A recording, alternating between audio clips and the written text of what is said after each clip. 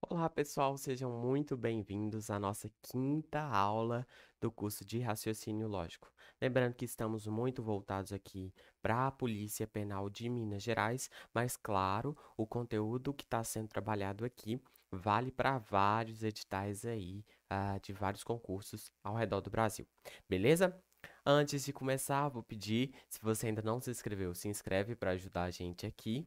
E, além disso, deixa seu like no vídeo se você gostou, se você tá gostando dos vídeos que a gente está trazendo aqui. Beleza? Bora lá? E para a gente começar, vamos responder a última questão que eu deixei na aula 4. Na aula 4 eu deixei essa perguntinha aqui para vocês treinarem o que a gente tinha visto. Considere uma proposição P. P ou exclusivo, então lembre-se que esse símbolo aqui é o símbolo de ou exclusivo. Ou P ou exclusivo, não P é uma tautologia. E aí a gente precisaria lembrar também o que que é uma tautologia. Tautologia é a qualidade das proposições que são sempre verdadeiras. São sempre verdadeiras. Beleza? E como é que eu vou descobrir isso, pelo amor de Deus? Bem, a forma mais fácil é de a gente montar uma tabela verdade para analisar todas as possibilidades. E como nós vamos analisar todas as possibilidades, é muita coisa. Não, não é não. Porque na verdade, vamos pensar, o P só pode assumir dois valores, o verdadeiro ou o falso. A segunda parte que a gente vai ter que analisar é o não P, e por fim a gente analisa o P ou o exclusivo não P. E aí essas três vão ser as minhas três colunas da tabela verdade, tá? A única proposição simples que eu tenho aqui é o P, então eu coloco todos os valores possíveis, que é verdadeiro e falso. Só. Não existem outros valores possíveis para P, pelos próprios fundamentos aqui da lógica, tá? E aí, tendo P, Igor, por que que a segunda coluna é o não P? Porque eu particularmente gosto de analisar parte a parte da proposição composta. Então, se eu tenho esse não P aqui, eu coloco ele nessa segunda coluna para facilitar. Porque quando eu for analisar o todo, que é P ou exclusivo não P, eu já tenho todas as partes. Eu já vou ter o valor de P sozinho e já vou ter o valor de não P. Beleza? Então, se o P é verdadeiro, o não P, obviamente, é o falso. E se o P é o falso, o não P é o verdadeiro. Tá. E aí, se você se lembra do ou exclusivo, o ou exclusivo só dá verdadeiro quando apenas uma é verdadeira. Se as duas forem verdadeiras, ele dá falso. E se as duas forem falsas, ele dá falso também. Beleza? Então, aqui, V ou exclusivo F dá verdadeiro e F ou exclusivo V dá verdadeiro. Opa! Se as únicas possibilidades aqui são verdadeiras, todas as possibilidades são verdadeiras, né? Então, isso, de fato, é uma tautologia. Ou seja, essa afirmação está correta. Correta. Ok?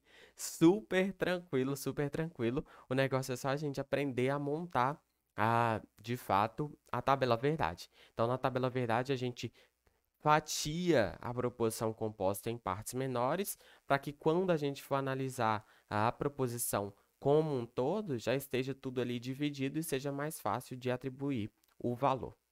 Belezinha, bacaninha? Deu para entender? Espero que sim. E vamos agora para o que interessa, que são os nossos dois últimos conectivos lógicos, que é a implicação ou a condicional e a bicondicional. Então vamos começar aqui pela implicação. A implicação, galera, ou condicional, tá? Você pode achar esses dois nomes. Eu diria que talvez seja o conectivo mais cobrado, o conectivo que mais aparece nas provas. Porque é um conectivo que tem muita coisa interessante, que tem muita equivalência, que tem muita forma de negar também. Então acaba que ele aparece bastante. E por isso que é tão importante a gente entender direitinho como ele funciona, beleza? É, a gente vai representar a implicação ou o condicional com uma seta. E aí, normalmente, essa seta ou tá assim com um traço só ou com dois traços. E como que eu vou falar isso no português? Existem várias formas, mas de modo geral a gente vai usar muito o se então. Então, se, por exemplo, se P, então que. Ou seja, se P acontecer, então que acontece. Essa é a ideia. Só que a gente também pode usar, por exemplo, quando então, quando P acontece, então que acontece, ou toda vez que P acontece, que também acontece. Beleza? Então existem várias formas de falar essa condicional e é muito importante de a gente saber reconhecer essas formas, porque na prova pode aparecer qualquer uma delas, beleza? E aí alguns exemplos para a gente treinar isso. Se eu tenho a primeira proposição, P, eu durmo tarde, e Q, fico de mau humor. Como que a gente faria a P implica que? Ou se P, então que? Se eu durmo tarde, então fico de mau humor. Se eu durmo tarde, então fico de mau humor. Ou então eu posso mudar um pouco o tempo verbal e acaba que não vai mudar muito a minha ideia lógica, não. Então, se eu dormir tarde, então ficarei de mau humor. A gente também pode trocar o tempo verbal, no caso a gente colocou aí no infinitivo, e a forma lógica de escrever é a mesma, beleza? Outra, P, eu faço exercícios. Q, fixo o conteúdo. Então, se eu faço exercícios, eu fixo o conteúdo. Só que veja essa outra forma de falar. Quando eu faço exercícios, eu fixo o conteúdo. E perceba que a ideia é a mesma, porque sempre que eu faço, se eu faço exercícios, então eu fixo o conteúdo. Eu só mudei um pouco as palavras e usei o quando. Quando eu faço exercícios, então eu fixo o conteúdo. Cuidado, galera, porque tem muito jeito de falar esse conectivo e aí pode acabar te pegando de algum jeito, beleza? Outra, toda vez que faço os exercícios, eu fixo o conteúdo. Ou seja, mais uma forma aí de a gente falar, né? E todos estão trazendo justamente essa ideia do se então. Todos estão com a mesma ideia, só que com palavras diferentes, tá? E outra, a gente vai falar mais à frente dos quantificadores. Só que, para vocês já irem se acostumando, vamos pensar. Todo mineiro é brasileiro. O que que eu estou falando aqui? Vamos considerar P. É, P. Eu vou fazer uma proposição um pouco estranha aqui, mas só para vocês pegarem a ideia. Ser mineiro. E o que seria ser brasileiro? Ser brasileiro. Então, o que que isso aqui está dizendo? Se alguém é mineiro, então esse alguém é brasileiro também. Ou seja, e na verdade não é alguém, é todo mundo que é mineiro é brasileiro também. Beleza? Então, esse todo também pode trazer essa ideia do se então. E muitas vezes a gente vai precisar traduzir esse todo numa representação como essa, de se então com conectivo condicional, para a gente fazer a análise da questão. Então, mais uma forma de escrever no português esse conectivo. Belezinha? Deu para entender? E galera, lembrando, se ficarem dúvidas, se tiverem algum comentário a fazer, pode escrever que vai ser uma honra ler, beleza? E aí, vamos treinar a galerinha do mal. Avalie se as seguintes condicionais estão expressas corretamente. Por exemplo, P, eu fico no sereno. Q, eu fico constipado. E aí, qual a proposição que eu quero escrever? Eu quero escrever a proposição se P, então Q. Só localizar aqui. Ou seja, eu quero escrever se P, então Q, né? Ou seja, a forma mais tradicional seria se eu fico no sereno, então eu fico constipado. Só que o que está escrito? Eu fico constipado quando fico no sereno. Opa, mas se eu trocar essa ordem aqui, quando fico no sereno, eu fico constipado. Ou seja, eu só troquei a ordem das coisas, porque a ideia é a mesma. Quando acontece esse P aqui, quando acontece esse P aqui, né? Ficar no sereno, eu fico constipado. Que? Ou seja, ele escreveu corretamente esse P, então que? Ok? Beleza? Só troquei a ordem, mas a ideia tá correta. Vamos olhar essa segunda aqui agora. Eu fico no sereno, eu fico constipado. E aí, se eu fico constipado, então fiquei no sereno? Isso aí tá correto? Essa forma de escrever no português está representando essa simbologia aqui da lógica? Opa! Na verdade, não. Por quê? Essa primeira que ele escreveu aqui, que é a condição, é o Q, e esse aqui que é o P. Então, na verdade, o que está escrito no português aí é o se que, então P. Por isso que não está batendo, não está correspondendo com o que a gente queria escrever. Ok? Então, essa aqui não é uma forma válida para representar a condicional P implica que, ou se P, então que, tá? O que a gente escreveu no português aí foi se que, então P.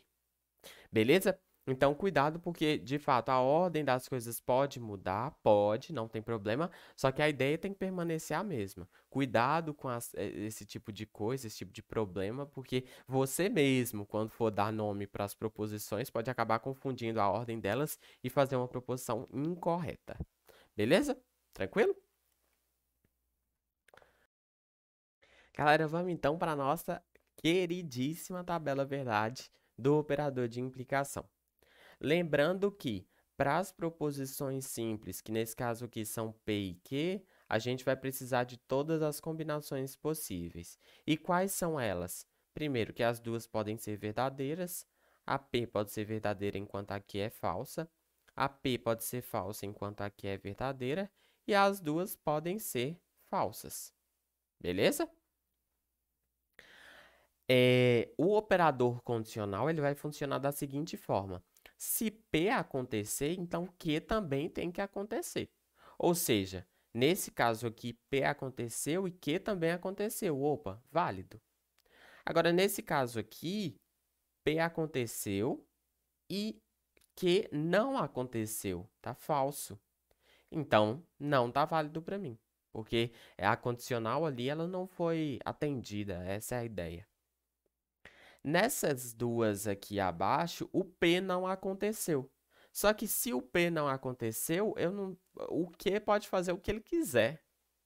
Ou seja, essas duas aqui também são verdadeiras. Beleza? O que o pessoal gosta de falar para memorizar isso aqui é Vera Fischer. Ou seja, só no Vera Fischer aqui, eu acho que Fischer se escreve assim, só no Vera Fischer aqui que a condicional ela falha, ela fica falsa. Nas demais linhas dessa tabela, nas demais possibilidades, ela retorna verdadeiro. Ou seja, a única restrição é se o P acontecer, então o Q também tem que acontecer. Essa é a minha restrição. Ah, e se P não acontecer? Então o Q pode acontecer ou pode não acontecer. Não tem problema nenhum. A única restrição é que se P acontece, Q também tem que acontecer. Por isso que quando o P ali é verdadeiro e o Q é falso, o resultado é falso. É a única linha em que o resultado é falso. Beleza?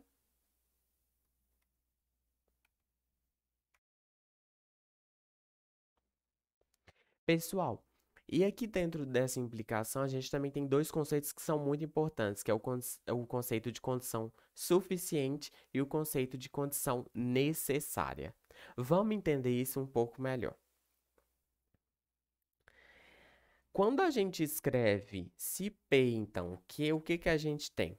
Que P é uma condição suficiente para que, ou seja, basta que P aconteça para que também acontecer. Vou só refazer a tabela verdade aqui para ficar mais fácil de vocês entenderem. Aqui, VV resulta em V, VF resulta em F, FV resulta em V e FF resulta em V também. Veja bem, quando eu falo que P é condição suficiente, o que eu estou falando? Que basta que P aconteça para Q também acontecer. Beleza? Ora, Igor, mas nessa segunda linha aqui, o P acontece porque está verdadeiro, mas o Q não acontece. O que aconteceu? Essa linha ela não é válida. Essa linha ela é falsa. Beleza? Ou seja, as únicas linhas que eu tenho que analisar aqui são as linhas verdadeiras. Por isso que eu falo que P é uma condição suficiente para quê? Porque basta que o P seja verdadeiro para que o Q também seja verdadeiro. Agora, olha a segunda coisa aí. Q é condição necessária para P. Porque é obrigatório que o Q tenha acontecido para que o P também tenha acontecido. Ah, gente, quando eu falo acontecido, é ser verdadeiro, tá? Acontecido é que é verdadeiro. Então, vamos analisar. Só no caso em que Q é verdadeiro, que P também é verdadeiro. Mais uma vez, Igor, mas nessa segunda linha aqui o P é verdadeiro, mas o Q não é. Ora, mas essa linha é falsa, ela não me interessa. Só que outra coisa que você precisa perceber também é que o Q ele pode ser verdadeiro e o P ser falso. Ou seja, embora seja obrigatório que o Q seja verdadeiro para que o P também seja verdadeiro, não é suficiente. Porque existem outras coisas aí que interferem no valor de P. Mas vamos para um exemplo para isso ficar mais claro na cabeça de vocês.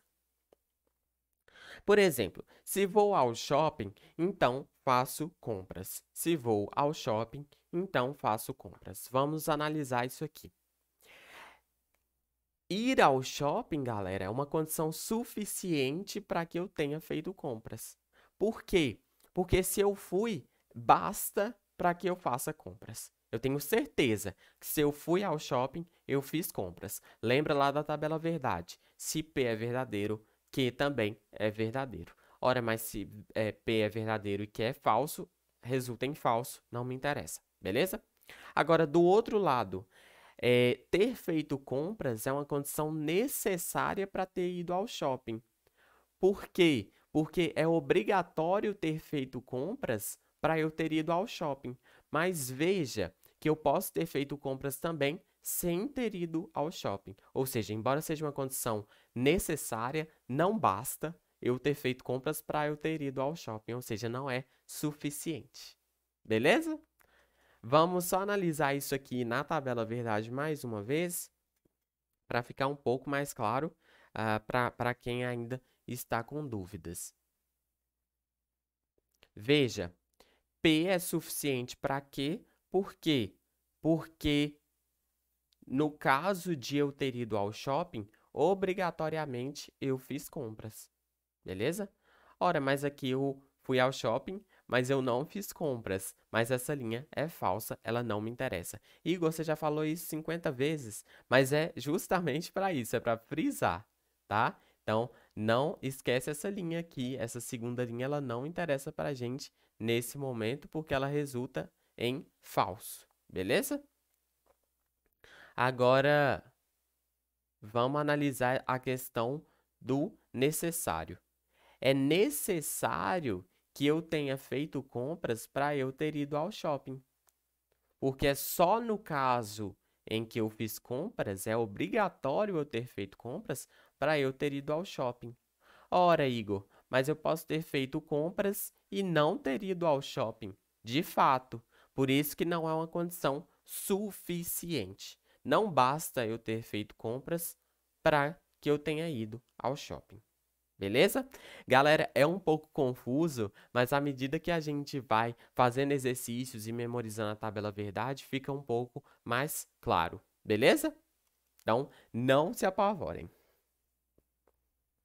E galera, o outro operador que falta a gente analisar é o bicondicional. O bicondicional nada é do que praticamente o condicional, só que duas vezes, de um lado e de outro. Vamos entender isso melhor. A representação dele é praticamente igual ao do condicional, só que a gente tem duas setas, uma para a esquerda e uma para a direita. E aí o traço pode ser simples ou pode ser duplo, beleza? Em português, a principal forma é se e somente se. Então, se e somente se P acontecer, Q também vai acontecer. Essa é a ideia. Vamos analisar algumas proposições. Por exemplo, P, eu aprendo raciocínio lógico. E a proposição Q é, eu faço exercícios. A bicondicional seria, eu aprendo raciocínio lógico se e somente se eu faço exercícios. Ok? Perceba que essa bicondicional que eu construí aqui é P se e somente se Q. Poderia também ser Q se e somente se P. E aí ficaria, eu faço exercícios se e somente se eu aprendo raciocínio lógico. Ok? Só muda aí a ordem. E como é que fica a tabela verdade do operador bicondicional? Lembrando aqui que para as proposições simples P e Q, eu coloco todas as possibilidades. Ou seja, as duas podem ser verdadeiras, a P pode ser verdadeira e a Q falsa, a P pode ser falsa e a Q verdadeira, e as duas podem ser falsas.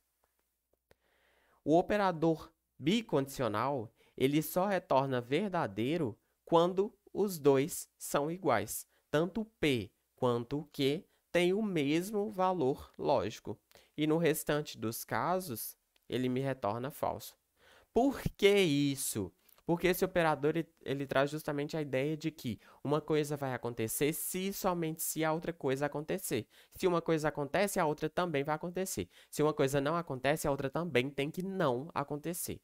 Essas duas coisas elas têm que ter valores idênticos. Por isso que só o verdadeiro verdadeiro retorna verdadeiro e o falso falso retorna verdadeiro. Os demais casos, esse operador ele responde falso. Belezinha? Essa tabela aqui é bem tranquila. E, galera, é muito importante memorizar todas as tabelas, porque a gente acaba precisando para analisar as questões.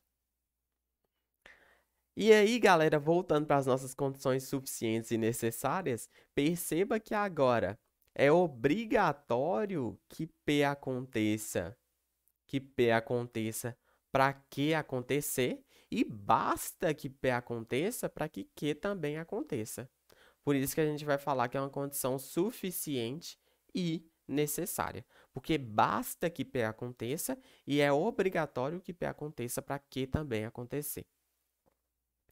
E perceba que o contrário também vale, que é condição suficiente e necessária, porque basta que o que aconteça para o P também acontecer, e é obrigatório que o que aconteça para o P também acontecer.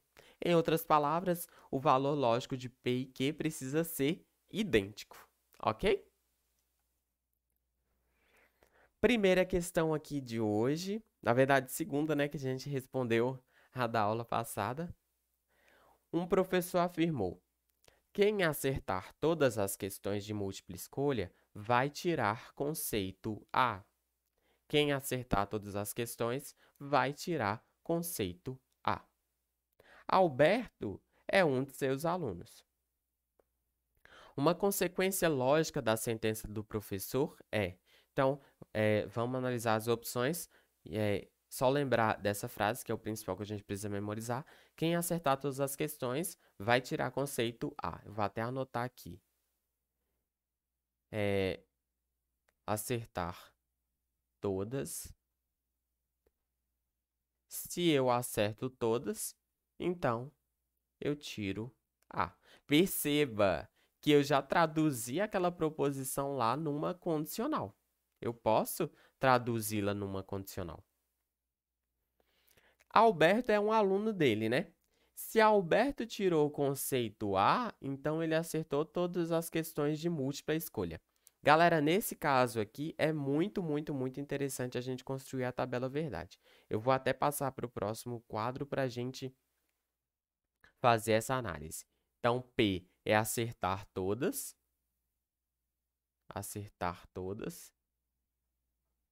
e Q é tirar A, beleza? E aí a gente tem o P, se P, então Q. E aí a nossa tabela é verdadeiro, verdadeiro, resulta em verdadeiro. E a única linha falsa é essa aqui, verdadeiro, falso, resulta em falso. E as demais resultam em verdadeiro também. Falso, falso, eu até troquei a ordem, mas não tem problema. Falso, verdadeiro, resulta em verdadeiro. Bem, vamos analisar. Se Alberto tirou o conceito A, então ele acertou todas as questões de múltipla escolha. Pessoal, as linhas em que o Alberto tirou nota A aqui são essa primeira e essa última aqui. Beleza? E veja, na primeira linha, de fato, o Alberto ele acertou todas as questões, mas na última, não. Ou seja, é possível que o Alberto tenha tirado o conceito A sem ter acertado todas as questões. Por quê? Porque essa segunda linha aqui também é válida, também é verdadeira. A única linha que eu tenho que desconsiderar na minha análise é essa aqui, que é uma forma inválida, é uma forma que está falsa. Igor, mas não faz sentido a pessoa tirar A sem acertar todas as questões. Mas isso quem está falando é você. E cuidado para a gente não misturar o que a gente acha, o que a gente acredita e colocar a nossa opinião para resolver as questões, porque isso pode acabar nos atrapalhando. Inclusive, algumas bancas, como a FGV, gostam de colocar umas questões que nos fazem refletir e que a gente tem alguma opinião sobre para nos confundir. Mas atente-se à lógica, atente-se às regras da lógica para avaliar as questões, beleza? Não coloca sua opinião, não coloca sua análise pessoal para não atrapalhar e para não errar, beleza? Voltando lá. Ou seja, se Alberto tirou o conceito A, ele pode ter acertado todas as questões ou não. Não é obrigatório. Se Alberto não tirou o conceito A, então ele acertou todas as questões de múltipla escolha. Opa, a única opção aqui de Alberto não ter tirado o conceito A é nessa terceira linha. E nessa terceira linha, ele não tirou o conceito A, mas ele também não acertou todas. Ele não acertou todas. Ou seja, se Alberto ele não tirou o conceito A, então ele não acertou todas as questões. Portanto, essa aqui também está errada. Se Alberto não tirou o conceito A, então ele errou todas. Opa, se eu estou falando para você que ele não acertou todas, não quer dizer que ele errou todas. A gente vai discutir os quantificadores mais à frente nesse nosso curso, mas perceba, se eu estou te falando, você não acertou todas as questões da prova, quer dizer que você zerou? Quer dizer que você errou todas? Não, você pode ter errado uma, duas, três, cinco, 10, tanto faz. Eu só estou te falando que você não acertou todas. Você pode ter errado apenas uma, apenas duas, enfim. Ou seja, se Alberto não tirou o conceito A, ele, de fato, não acertou todas, mas não necessariamente que ele errou todas. Portanto, essa aqui também está incorreta. Se Alberto não tirou o conceito A, então ele errou exatamente uma questão de múltipla escolha? Opa, eu sei que ele errou. Eu não sei se foi exatamente uma, se foi duas, se foi 10, se foi 20. Não sei. Não tem como afirmar. Se Alberto não tirou o conceito A, então ele errou pelo menos uma. Opa, aí sim. Ele errou pelo menos uma e no máximo todas as questões. Algum número entre 1 e todas as questões da prova. Ou seja, a única coisa que a gente realmente consegue concluir aqui é essa letra E. Se ele não tirou o conceito A, veja que a única linha em que ele não tirou o conceito A é a terceira linha. Nessa terceira linha, ele de fato não acertou todas as questões. Ou seja, ele errou pelo menos uma. Ok? Perceba como eu usei aqui a tabela verdade para construir a solução para essa questão. E eu acho que construir a tabela verdade, colocar as proposições que estão sendo analisadas, ajuda demais você a interpretar o que está acontecendo ali. Então, faça bom uso dessa ferramenta, ok? Galera, essa última aqui, na verdade, tem algumas perguntas aqui sobre essa questão. Se Alberto tirou nota A, isso significa que ele acertou todas as questões? A gente acabou de ver que não, que pela tabela verdade aqui, ele pode ter tirado nota A, ele pode ter tirado nota A sem acertar todas as questões. Então, não. É possível que Alberto tire nota A sem acertar todas as questões? Sim, é possível, a gente acabou de ver. E essa questão eu vou deixar para vocês pensarem, para vocês refletirem na casa de vocês e a gente responde na próxima aula. Admitem-se como verdadeiras as seguintes proposições. Veja que essa questão é da Selecom, a nossa banca aí da Polícia Penal.